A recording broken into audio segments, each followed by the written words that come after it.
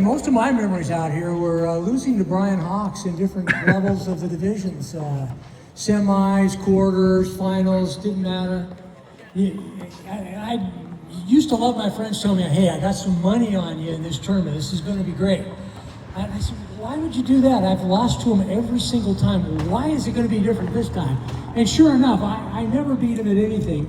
Except the other day, I was on the phone with him and he said, do you remember one time we were at this echelon camp and we had this competition to dive for a ball and try to catch it before it bounced twice? That's the only time I ever beat Brian Hawks. And it's kind of sad, but that's my big victory. But we did have that one time together in Florida. There was one year when there was going to be 2 outdoor nationals.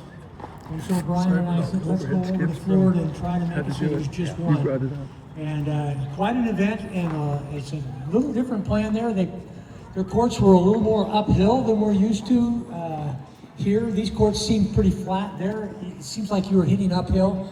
And the cement here is nice and smooth, and the balls bounce normal. And out in Florida, they put holes in the cement, and the balls bounce all kinds of ways when they hit the ground. It's wild. But it's nice that over the years, the sport became more than just what we saw here in California. Players started to show up to the nationals from other places where outdoor was played. I found out later in life people were playing in places like Michigan, where you think, boy, it's awfully cold in Michigan. How could they even have an outdoor sport there with racquetball? And they do.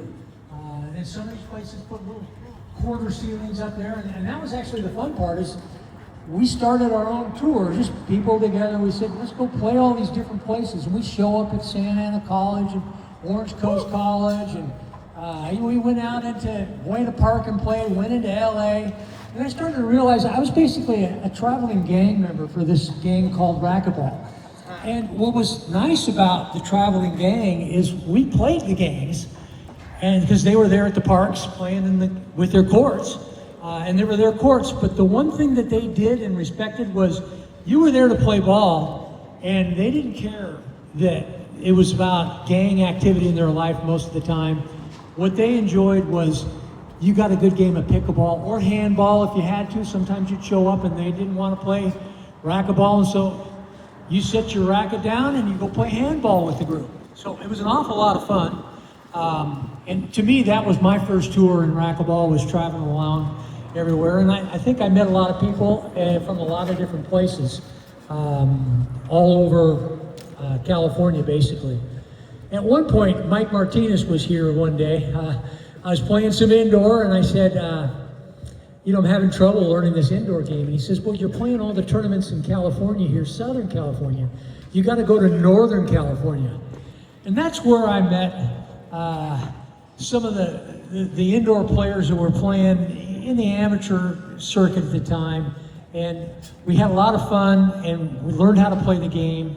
And eventually, I followed Brian Hawks and decided I'd try to play this indoor pro thing. And went inside and really just got my butt kicked over and over again. But I had some fun playing for just a tiny moment indoor on the pro tour.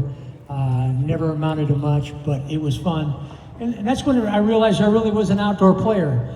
And the sport out here was more, we learned how to hide our beer in the trash cans, as I was mentioning to somebody earlier today, out at Santa Ana College, because, if the police came by, we didn't want them to think we were out here drinking.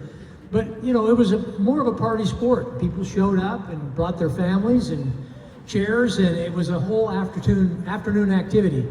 And I wish the sport would have gone farther than it did, or further. And today, it seems like it got a whole lot smaller than the heyday.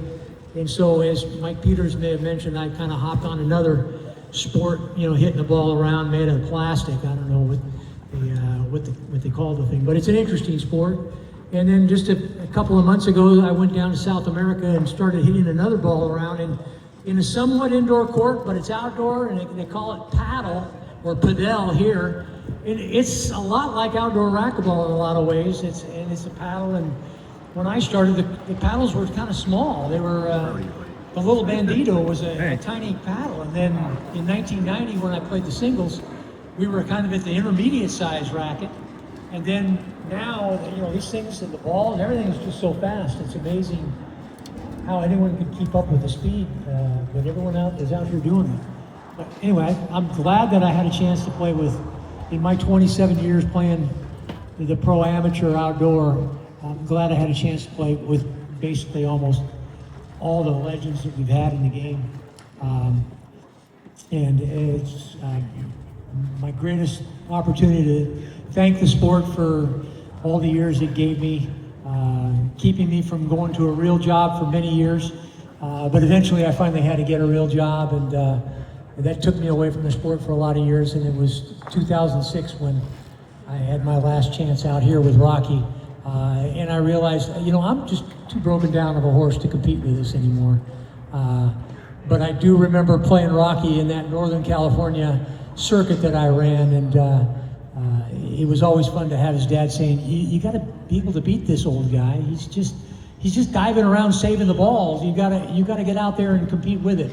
And Rocky sure figured that out after that, and became, in my mind, one of the great legends out here in outdoor racquetball as well. And so when he hits 50, we know with the new rules of the game, he'll be certainly inducted in. But thank you very much.